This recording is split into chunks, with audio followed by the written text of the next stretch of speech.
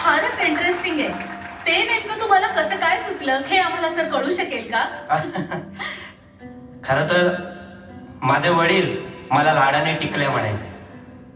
आयुष्यात आपल्याला दिशा दाखवणारा एक हात कायम आपल्या सोबत असतो, तो म्हणजे आपला बाप.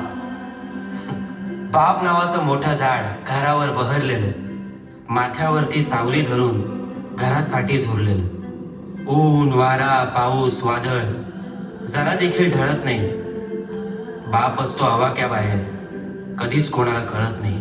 खडूस वाटतो कधी कधी, चिडून जरब लावून जातो, शांतपणे डोळे फाडून जास्तीचाच भाव खाऊन जातो. वसखा येतो अंगावर म्हणून जवळ कोणी जात नाही. आईसारखे बापाचे गोडवे कधीच कोणी गात नाही. आईसारखी बापाला मिठी कधीच मिळत नाही, कारण बाप असतो आवाक्याबाहेर, कधीच कोणाला कळत नाही. बघा ना, बापाला सहसा कोणी मनावर घेत नाही. बापासाठी आपलं प्रेम कधी अनावर होत नाही. आभाळासारखा आपला बाप आपल्याला आयुष्यभर पुरत नाही. बाप गेला, आधार गेला,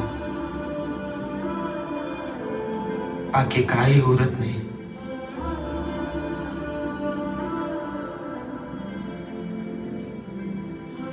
कासावी सोम तुम्ही आम्ही बाप आठवत रडत बसतो.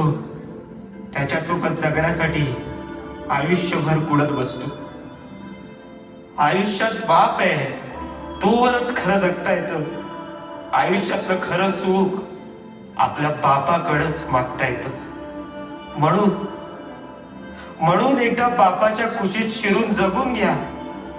देवाकडं एवढं सुख जन्मोजन्मी मागून घ्या, कारण बाप झाल्याशिवाय आपल्याला आपला बाप कळत नाही.